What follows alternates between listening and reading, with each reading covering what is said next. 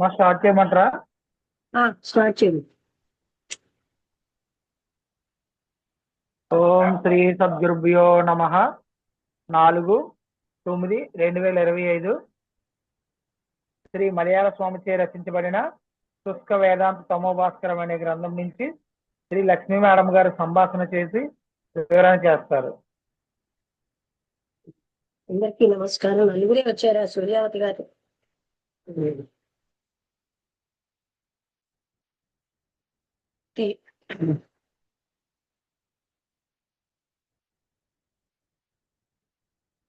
కృష్ణ ద్వైపాయనం వ్యాసం సర్వలోక హితేరతం వేదాబ్జ భాస్కరం వందే సమాధి నిలయం మునిం. శ్రీమద్ భగవద్గీత ప్రస్థానత్రయం ఒకటి. ప్రస్థానత్రయం అనగా దశ ఉపనిషత్తులు, బ్రహ్మసూత్రం, శ్రీమద్ భగవద్గీత అనబడి ఈ మూడింటిని మతత్రయాచార్యులు ముగ్గురును ముఖ్యముగా బ్రహ్మ విషయమై అంగీకరించిరి. ఉపనిషత్తులు వేదముల అంతమగుటచే వేదాంతమనియు, శృతి శిరస్సనియు, వేదముల రహస్యమనియు, వేదసారమనియు, బ్రహ్మ విద్య అనియు, ఆధ్యాత్మ జ్ఞానమనియు పెక్కు విధములుగా మహర్షులు స్తుతించిరి.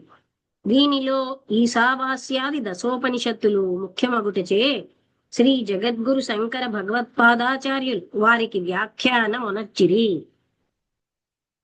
వేదములో నుండి ఈ ఉపనిషత్తులను వేరుపరచుటకు కారణము విచారించగా, వేదములను చదివి వేదాంత సారమును గ్రహించుట అందరికీ సులభ సాధ్యము కాదని తలంచియో, లేక వేదాధ్యయనమునకు అర్హత లేని వారికి కూడా ఈ పరమతత్వము తెలియవలనని ఉద్దేశించియో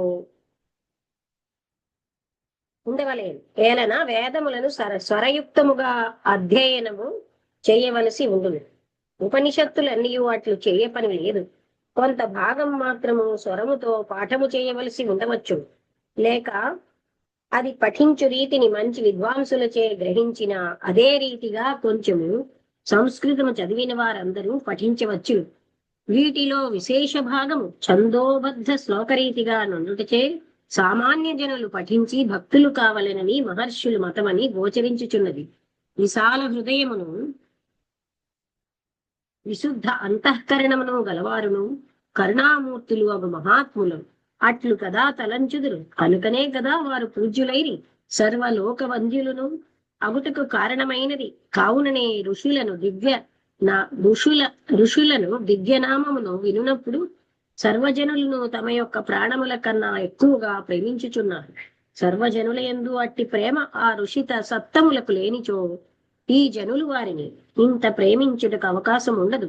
దృష్టాంతముగా మతాచార్యులు కొందరు ప్రత్యేకములకు సంఘములను ప్రేమించుటచే కదా ఆయా సంఘముల వారు మాత్రము వారిని గౌరవించుచున్నారు. ఇతరులు వారిని గొప్ప పూజ్యులని తలంపరు కదా. కనుకనే యద్భావం తద్భవతి అనియు, యాదృశీ భావన యత్ర సిద్ధిర్భవతి తాదృశి అనియు చెప్పబడింది. మరియు సూర్య చంద్ర వాయువులు, సృష్టి మొదలైన వాటిని ప్రేమింపని మనుజులు లేరు. కారణమేమనా, అవి సమత్వ బుద్ధితో సర్వమానవులకు ఒక విధముగానే అనుగ్రహము చేయుచున్నది. ఇదే రీతి బుద్ధి మహర్షుల కొందుటచే వారు జగద్వంజులైరి. వంజులు అంటే నమస్కరింపదగిన వారు. రెండవది బ్రహ్మసూత్రం. ఇది శ్రీ బాదరాయణ మహర్షి కృతము. వేదాంతములలో గల అతి రహస్యములను సంగ్రహించి చిన్న చిన్న వచనములతోనూ గొప్ప అర్థముతోనూ సులభంగా రీతిని రచించి వారు ప్రసిద్ధి నొందిరి.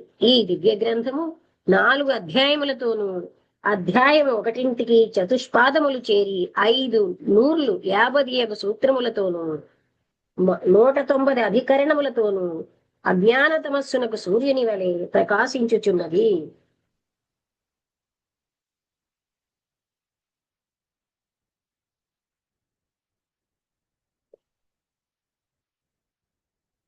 చత్వారస్తత్ర చాధ్యాయా ప్రత్యేకంతే చతుష్పదాః సూత్రాణాం పంచాశదుత్తరం శతపంచకం వేదాంతస్థాధికరణం 290 ఏతచ్చారీరకం శాస్త్రం కృష్ణద్వైపాయనో గురుః.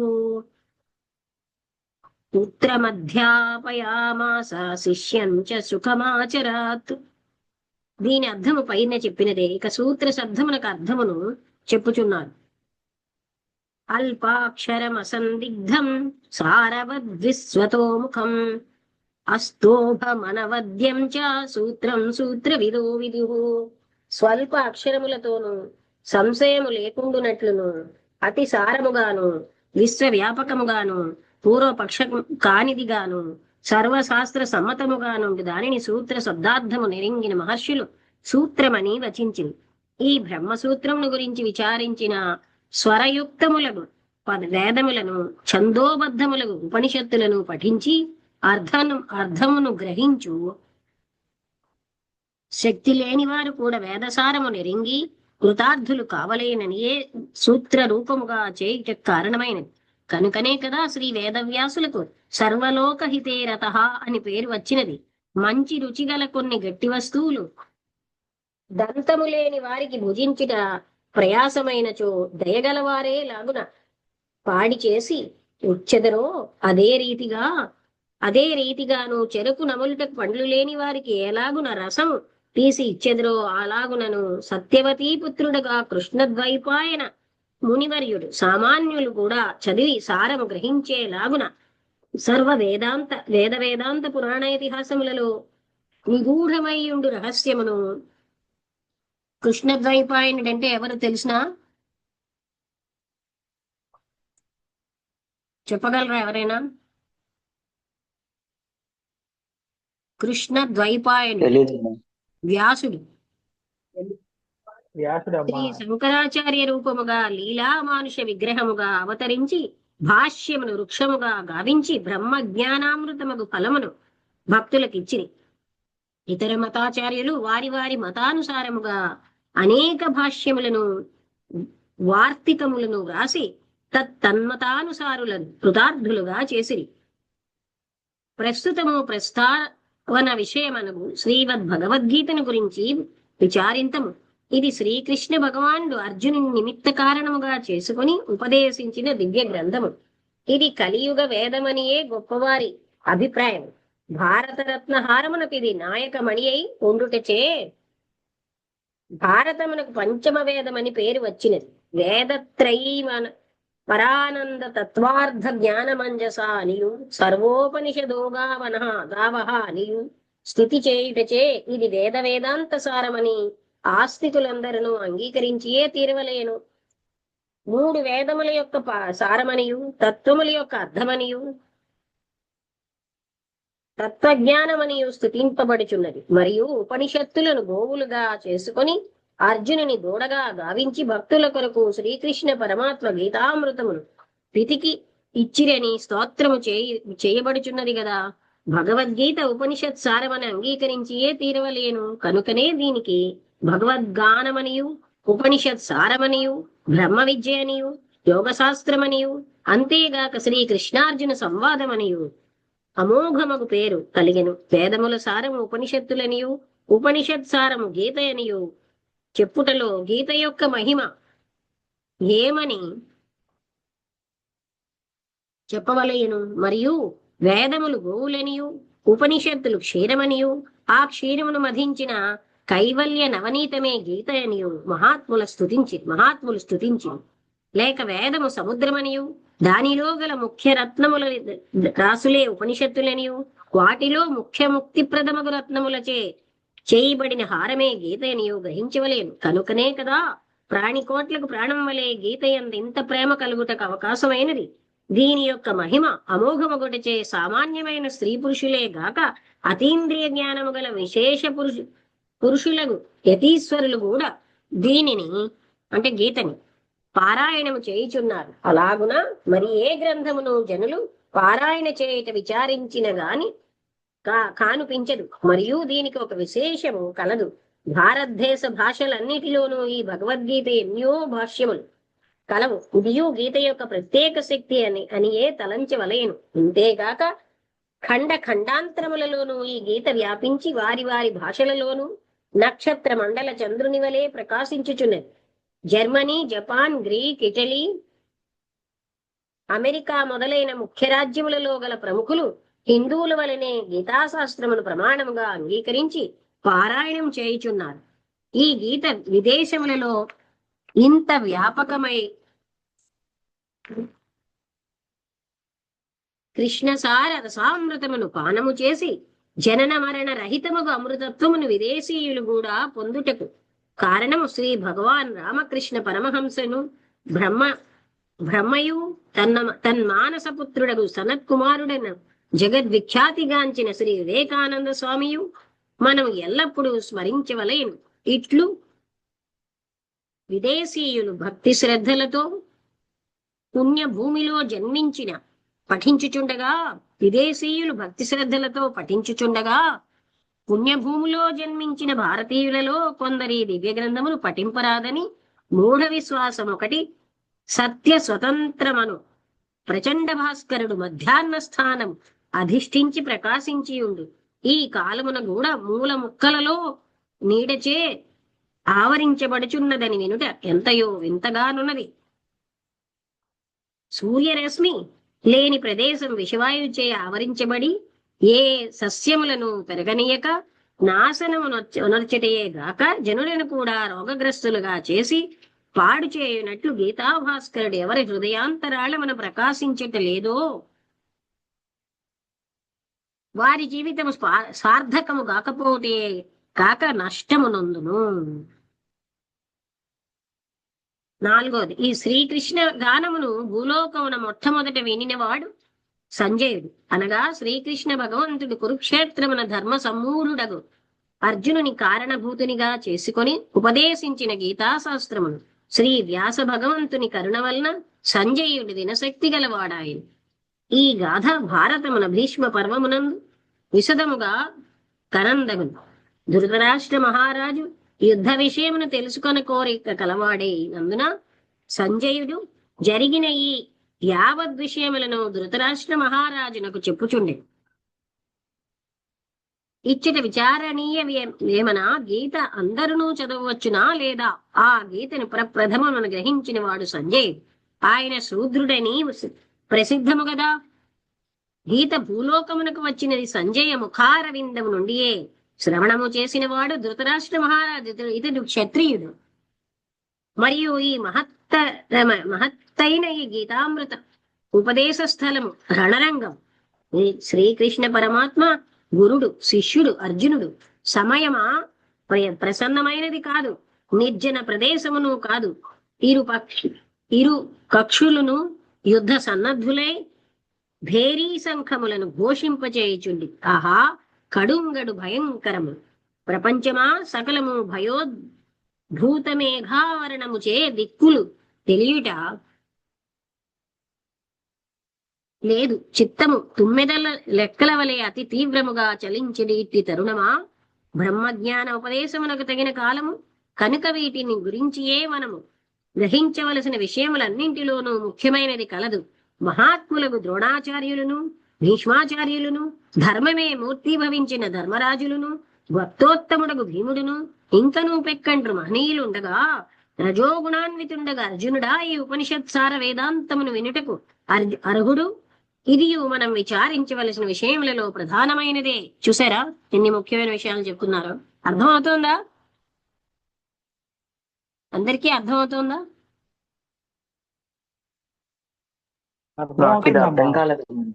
ఏంటి అర్థం కాలేదా? అంటే గీతనేమో వాళ్ళు చదవకూడదు వీళ్ళు చదవకూడదు అంటారు. గీతని మొట్టమొదటి విన్న సంజయుడు శూద్రుడు. ఇంతమంది మహానుభావులు ఉండగా అర్జునుడికే ఎందుకు చెప్పారు? ఇవన్నీ ఆలోచించవలసిన విషయాలు కాదా? అర్థమైందా? అంటే అది కూడా రణరంగంలో చెప్పారు, ఎక్కడ మనుషులు లేని ప్రదేశంలో చెప్పలేదు, యుద్ధ భూమిలో చెప్పారు. అంటే దీన్ని బట్టి మనం ఆలోచించాలి. ఏ స్థలమైనా బ్రహ్మజ్ఞానానికి అర్హత ఉన్నది. ఏ కాలమైనా ఏ వ్యక్తి అయినా అందరూ అర్హులే ఆ గీతం చదవడానికి. అర్థమైందా ఇప్పుడు?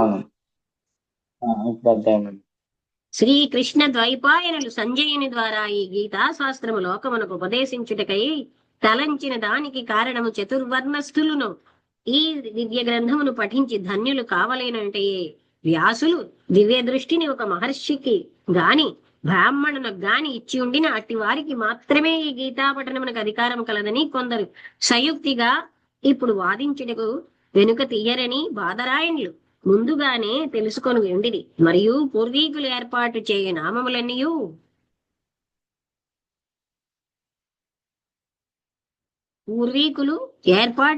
నామములన్నీయు వారి గుణములను అనుసరించియే ఉండిడివి. సంజయుడనగా సమ్యక్ ప్లస్ జయుడు. సంజయుడు లెస్సగా ఇంద్రియములను జయించిన వాడొకటిచే సంజయుడని నామం ఏర్పడినది. ఇంద్రియ నిగ్రహము లేనిచో రణరంగమున శ్రీకృష్ణ పరమాత్ముడు ఉపదేశించిన విషయం గ్రహింపజాలడు. దీని సారమేమనా, ఈ గీతా శాస్త్రము నిజముగా గ్రహించవలసి ఉండిన ఇంద్రియ నిగ్రహము కలిగి ఉండవలేననియు, ఇంద్రియ నిగ్రహము కలిగిన వారెవరైనను ఈ గ్రంథమునకు అర్హులనియు తెలియవచ్చుచున్నది. కనుకనే సర్వేంద్రియాణి సంయమ్య వశేహి యస్యేంద్రియాణి మొదలుగా గల పెక్కు శ్లోకములు ఉపయోగించుటకు కారణం. ధనుర్విద్యా పరునికి ఏకాగ్రత లేనిచో లక్ష్యమెట్లు ఛేదింపజాలడో, అలాగునే ఏకాగ్రతా బుద్ధి లేని వారికి బ్రహ్మము వేద్యము కాదు. ఈ తత్వమును ఆధారము చేసుకుని అష్టాదశ పురాణములను శ్రీ వ్యాస భగవానులు సూత మహర్షిచే నైమిసారణ్యమున వైశంపాయనాది మహర్షులకు బోధించింది. కనుకనే గదా ఏ పురాణములను చూచినను శ్రీ సూత ఉవాచ అని కానిపించుచున్నది. సూతమునీంద్రుడు శూద్రుడని అందరూ ఎరింగిన విషయమే. వ్యాసుల వారికి శ్రీ శుక వైశంపాయన యాజ్ఞవల్క గౌతమాది మహులుగు ఋషిరత్నములెందరో శిష్యరత్నములై ఉండిరి. ఇట్లుండగా శ్రీ సూతమునీంద్రునిచే పురాణములు బోధించిన రహస్యము పై చెప్పిన రీతిగా 4 వర్ణముల వారును ఈ గ్రంథములు చదువుటకు అధికారులకు కావలేను అని ఉద్దేశ్యమే. లేనిచో మూల పురుషుడెవడో వానిని ఆధారముగా చేసుకుని గ్రంథము యొక్క పఠనములకై అధికారము చేసదు. వేయేల వేద విభాగకర్తయు బ్రహ్మసూత్ర నిర్మాతయు గీత యొక్క ఋషియు శ్రీ వ్యాసులే గదా. ఈ మునిసత్తముడు సత్యవతి అనే ప్రఖ్యాతిగాంచిన కైవర్తకన్య అందుగదా అవతరించినది. మీకు అర్థమైందా? ఇప్పుడు ఎక్కడైనా అర్థం కాలేదా? రమణ అంటే ఆఖరి అంటే వ్యాస మునీంద్రుడు కూడా ఆ కైవర్తకన్య అంటే ఏంటి? జాలారి కదా సత్యవతి. వాళ్ళని ఇంకో పేరుతో ఏంటో అలాంటి ఆమెకి పుట్టారు. బ్రాహ్మణ స్త్రీ కాదు కదా. అందుకని అందరూ అర్హులే గీతను చదవడానికి. ప్లేస్ గాని మతం గాని లేకపోతే ఇంకేది కూడా అడ్డు లేదు అనే విషయం. ప్లేసు మతము ఆ టైము అలాంటి వీటితో పని లేదు అనే విషయం చెప్తున్నారు. చూసారా? ముందేమో సూత ఉవాచ, సూతుడంటే శూద్రుడే. అలాగే సంజయుడు మరి శూద్రుడే, అర్జునుడు క్షత్రియుడు. ఇంతమంది ఆయనకి శిష్యులుండగా అర్జునుడికి ఎందుకు ఉపదేశించారు అంటే ఆయనకు ఏకాగ్రత అది ఉంది. గీతా శాస్త్రముని ఏ విజన ప్రదేశములోనో విరక్తుడగు బ్రహ్మనిష్ఠునకు ఉపదేశించక యుద్ధ మధ్యమును ఉపదేశించిన కార్యము యోచించిన మహా ఆశ్చర్యము కలుగుచున్నది. ఇదిన్ని భవిష్యత్ కాలమును ఉద్దేశించి భగవాన్ శ్రీ కృష్ణమూర్తి ఉపదేశించినది. యుద్ధము క్షత్రియునకు స్వధర్మము గనుక గీతాపఠనమునకు స్వధర్మానుష్ఠాన పరులందరూ అర్హులే. అనగా వారి వారి కుటుంబ కార్యములతో కూడి వర్తించేడు వారు గీతాపారాయణం చేసుకొని ముక్తి నొందవచ్చును. గీతాపారాయణం చేయి వారికి ప్రత్యేక వ్రత నియమాదులు అనావశ్యకం. స్వధర్మనిష్ట మాత్రం ఉండినా చాలును. ఇట్టి విశాల భావం గీతకు లేనిచో ఇంత ప్రామాణ్యమును వ్యాపకత్వమును కలగదు. అంతేగాక సత్యమనే స్వతంత్ర ప్రభాకరుడు ప్రకాశించుచుండెడి ఈ కాలములో గీతను ముట్టుటకు అసహ్యపడుచురు కదా. ఇదియునుగాక దయామయుడును సత్యస్వరూపుడును అగు సర్వేశ్వరుని దృష్టి విశాలమై ఉండునే కాని సంకుచితత్వమునకు లోనగున ఈ తత్వమును తెలుసుకొని తగినంత బుద్ధి వైశాల్యమును విశుద్ధతయును లేనివారు అనంతుడగు భగవానుని తమ శుష్క హృదయములోనికి శాంతుడిగా నొక్కి ఎక్కించుకుంటకు చూచుట అపచారమే ఎగును. భగవంతునకు ఇది దూషణమగు అగునని మరువకుడు. సూర్య వాయ్యాది పంచభూతములు ఒక సంఘము వారు మాత్రము తమకు చేరినవి అని చెప్పునప్పుడు ఎంత అవివేకమో ఇదిన్ని అట్లే అగును. ఈలాటి వాక్యములను యథార్థ భగవద్భక్తులు ఉచ్చరించుచుందురు అను నమ్మకము లేదు. లేక ఒక్క ప్రభుత్వం ప్రత్యేకమొక్క సంఘమునకు ఉపకారమును తక్కిన వారికి అపకారము చేయుచుండిన ఉపకారమును పొందడి వారు ప్రభుత్వమును స్తుతించినను తక్కిన వారు దూషించుదురు గదా. న్యాయవర్తి అయిన ప్రభు అయినచో ఈ నీచ కార్యము చేయునా ప్రజలందరినీ సమత్వముతో పరిపాలించువాడు కదా న్యాయమూర్తి అగును. ఇట్లు లేనిచో ఆ రాజు ఎంత పరిహాసపాత్రుడుగా నుండునో మీరే యోచింపుడు. అట్టి దోష దృష్టి సర్వేశ్వరుని యందు ఆరోపించుట ఎంత పాపకరము. యుద్ధారంభమున మనస్సు ఎంత చంచలముగా నుండునో మనమే యోచించవచ్చును. అట్టి మనోభ్రమత నొందిన అర్జునుడు గీతోపదేశము నొందిన వెంటనే సర్వ సంశయ నివృత్తి కలిగి స్వధర్మ నిష్టలో సుస్థిరుడై నిలుచుకొని కర్మపరుడయ్యి నైష్కర్మ్య సిద్ధియకు ముక్తి నొందెను. అర్జునునకు యుద్ధమునకు కలిగినంత మనశ్చాంచల్యమును తీవ్ర ప్రవృత్తియు మీకెవరికి ఉండదు కదా. అట్టి కిరీటియే నిశ్చల సమాధి నుండి మోక్షమొందినప్పుడు సామాన్య గృహకార్యము గాని, ఉద్యోగము గాని, వ్యాపారము గాని, వ్యవసాయము గాని, ఇతరములకు స్వధర్మ కార్యములు ఏవియూ చేయుచునను గీతా పఠనము చే మనశ్శాంతి కలిగి శాశ్వతమగు మోక్షము అనుభవించవచ్చును అని గీత వలన గోచరించుచున్నది. యోగస్థః కురు కర్మాణి యోగః కర్మసు కౌశలం ఇత్యాది వచనములు పెక్కులు గలవు. ఒక్కసారి ఉండండి.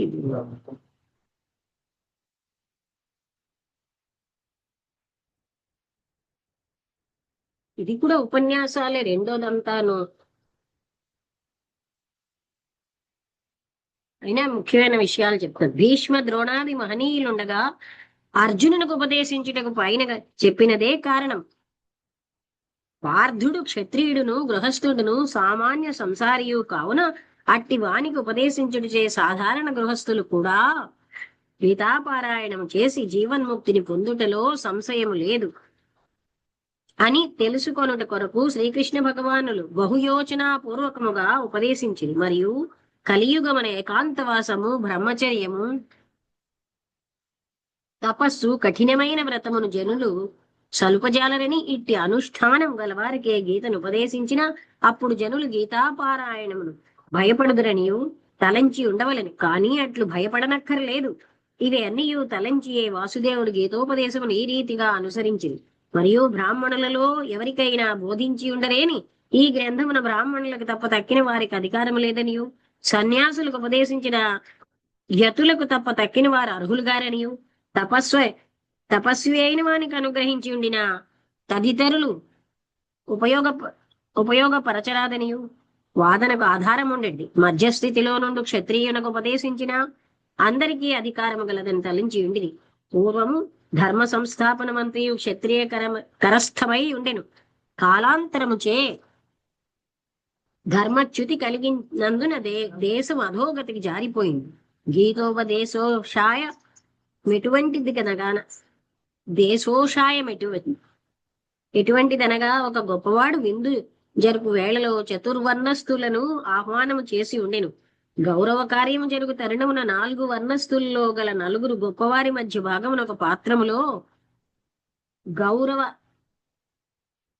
మర్యాద వస్తువులను ఉంచినట్లున్నది. కనుక మిత్రులారా, విశాలమైన భగవంతుని దివ్య దృష్టి క్రిందుపరిచి సంకుచిత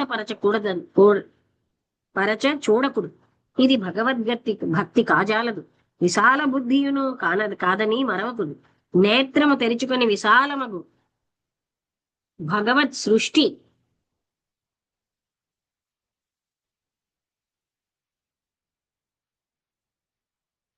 పంచభూతములను చూచి ఆనందింపుడు. ఇతరులను ఆనందభరితులుగా చేయుడు. అహమాత్మా గుడాకేశ సర్వభూతాశయ స్థిత ఈశ్వర సర్వభూతానాం హృద్దేశోర్జున తిష్టతి. క్షేత్రజ్ఞం చాపి మాం విద్ధి అంటే దీని అర్థం ఏంటంటే అహమాత్మ, నేను అందరిలోని అన్ని జీవులలో నేనున్నాను. అలాగే సర్వజీవుల యొక్క హృదయంలో ఆ పరమాత్ముడు ఉన్నాడు. క్షేత్రజ్ఞం చాపి మాం విద్ధి సర్వక్షేత్రేషు భారత. క్షేత్రజ్ఞుడు అనే పేరుతో అన్ని దేహాల్లో ఉన్నాను. సమూహం సర్వభూతేషు, అన్ని భూతాలలో అన్ని జీవులలో సమంగా ఉన్నాను. ఇత్యాది భగవద్వచనములను లోకమునంతయును ప్రకటింపుడు. అది ఇక్కడ కాపుదాం. ఇది పేజీ నెంబరు 92. ఇక్కడ ఒక పేజీ ప్యాసేజ్ చదివి సాపుతాను. ఇక స్త్రీలకు ఈ గీత యందు స్థలము గలదా అని విచారింతం. గీతాశాస్త్రం విష్ణుమూర్తి భూదేవికి లక్ష్మీదేవికి బోధించినట్లు గీతా మహాత్మ్యమునందు తెలియవచ్చుచున్నది. ఇది వరాహ పురాణమున ప్రసిద్ధము. ఈ పురాణము నుండియే గీతా మహాత్మ్యమును పారాయణము వచ్చినది. ధరో వాచ అని ప్రారంభించుట కారణం అదే. జగజ్జననీయము పార్వతీదేవి శ్రీ పరమశివుని సర్వజనులు తరించేలాగున ఒక గొప్ప విషయం అడుగగా పరమశివుడు తారక మంత్రం ఉపదేశించినట్లు శ్రీదేవి ఈ గీతను ఎవరి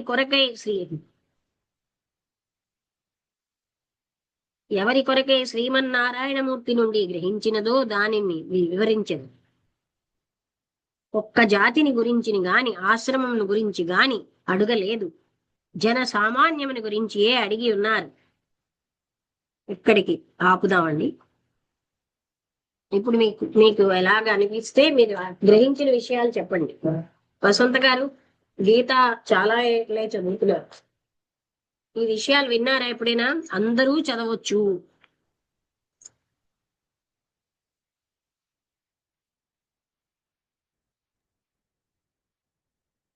వసంత గారు. అదేనమ్మా, దానికి టైంతో గాని కాలంతో గాని లేకపోతే ప్లేస్ తో గాని దానికి సంబంధం లేదు. వ్యక్తులతో సంబంధం లేని ఏదైతే ఉంది అది. కానీ అర్జునుడికి ఎందుకు చెప్పారు అంటే ఆయన ఆ స్థితిని అందుకోగల స్థితి ఉంది కాబట్టి ఆయనకి వెళ్ళింది అనే విషయాన్ని తెలియజేశారు. అలాగే దీనికి ఆడ మగ అన్నది కూడా లేకుండా ఎవరైనా ఆ విషయాన్ని నేర్చుకోవచ్చు. విష్ణుమూర్తి అలాగే లక్ష్మీదేవికి గీతోపదేశం చేశాడు అనే విషయం చెప్పారు. అది ఏ కులం వారి? వసంత గారు చెప్పండి. అదే అమ్మా. నమస్తే అమ్మా. అదే నమస్తే. అవును, చెప్పారు మాకు కూడా.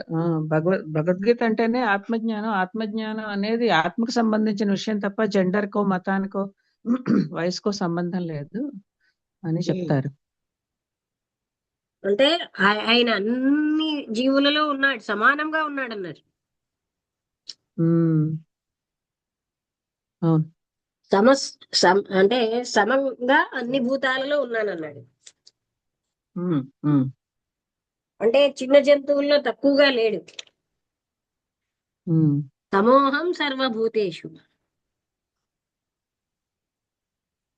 ఇది సెకండ్ బుక్. అది రెండోదండి. ఇది ఎంత ఉపన్యాసాలే ఎక్కువగా ఉన్నాయి కాబోలు. రెండో ఉపన్యాసం బాగుంది కదా.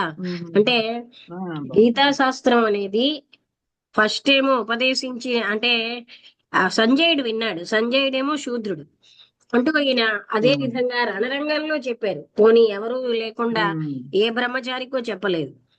ఇలాంటి విషయాలన్నిటి వల్ల గీతను అందరూ అధ్యయనం చేయొచ్చు, అన్ని కాలాల్లో అధ్యయనం చేయొచ్చు.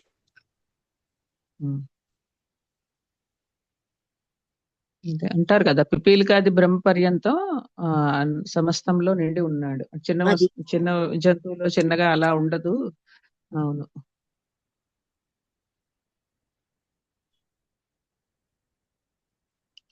ఈశ్వర్ మీరు చెప్తారా ఏమైనా?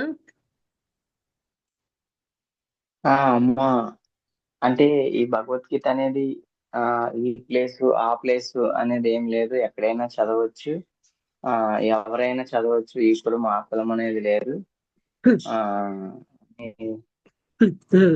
చెప్పారమ్మా. నెక్స్ట్ ఎవరికైతే ఆ ఆత్మజ్ఞానం తెలుసుకోవాలని ఉందో వాళ్ళకి ఇంట్రెస్ట్ ఉంటుంది, వాళ్ళకి అందబడుతుంది అనేది కూడా అర్థమైందమ్మా.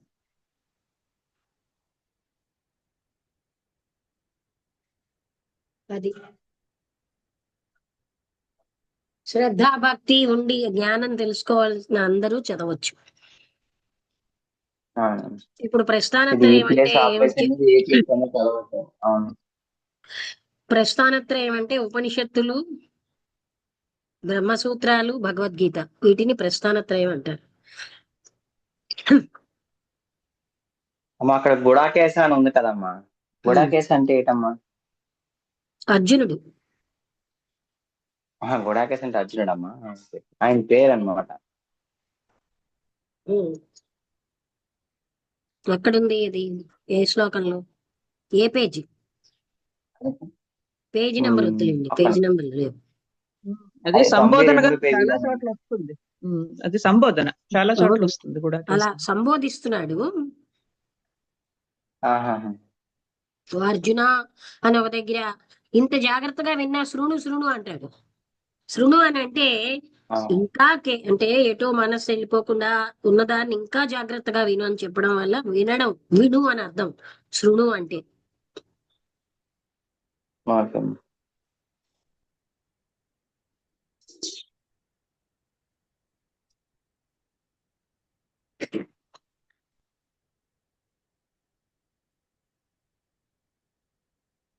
చూడండి, భగవన్ పరమేశాన భక్తిరవ్యభిచారిణి ప్రారబ్ధం భుజ్యమానస్య కథం భవతి హే ప్రభో. ఇక్కడ వ్యభిచారిణి అంటే వ్యభిచారి ఇటు అటు ఎంతో మందితో ఉంటుంది. అలాగే ఇటు అటు వెళ్లకుండా ఒకే స్థితితో భగవన్ పరమేశాన ప్రారబ్ధం భుజ్యమానస్య కథం భవతి హే ప్రభో అంటే పరమేశ్వరుడును పాణికోట్లకు ప్రభువును అలా ఓ భగవంతుడా, ప్రారబ్ధ కర్మను అనుభవించు వారికి అచంచలమైన దైవభక్తి ఎట్లు కలుగును? ఈ ప్రశ్న వల్ల ప్రారబ్ధ కర్మం లేని వారెవరు ఎవరుందరు? ఎవరునూ లేరనుట నిక్కము. కనుక ప్రారబ్ధము గల వారందరూ గీతాశాస్త్రమును పఠించి ప్రారబ్ధ కర్మ యొక్క నివృత్తి రహస్యమును తెలుసుకొని ధన్యులు కావచ్చును. భగవంతుడు ఈ ప్రశ్నమునకు సరి అయిన సమాధానము చే ఆనపిచ్చిరి గాని ఎలాంటి విపరీత భావంతోనూ బోధించలేదు. అదేం చెప్పారంటే, ప్రారబ్ధం భుజ్యమానోపి గీతాభ్యాస రత సదా సముక్త సుఖీ లోకే కర్మణానోపలిప్యతే అంటే ప్రారబ్ధ కర్మాన్ని అనుభవించి చున్నవాడైనను ఎల్లప్పుడూ భగవద్గీతను పారాయణ చేయటం ఆసక్తి గలవాడు లోకములో ముక్తుడగును, సుఖము గలవాడును అగును. వానికి కర్మములలో సంబంధము లేదు, కర్మములతో సంబంధము లేదు. ఇచ్చట ఒక శంఖ పొడమును ద్వాపరాంతమున కురుక్షేత్రమును కదా కృష్ణ భగవానుడు గీతను ఉపదేశించింది. పురాతనమగు వరాహ పురాణమున భూదేవికి కర్మరాహిత్యమునకు గీతాపారాయణమే ముఖ్యమని ఎట్లు బోధించిరి. దీనికి సమాధానము గీత 4వ అధ్యాయములో భగవాను చే చెప్పబడిను. ఈ గీత ఆది కాలమున సూర్యునికి ఉపదేశించి ఉంటినని, సూర్యుడు మనువునకు మనువు ఇక్షాకునకు బోధింపగా క్రమముగా ఋషులు అందరూ గ్రహించిరని, అట్టి బ్రహ్మ విద్య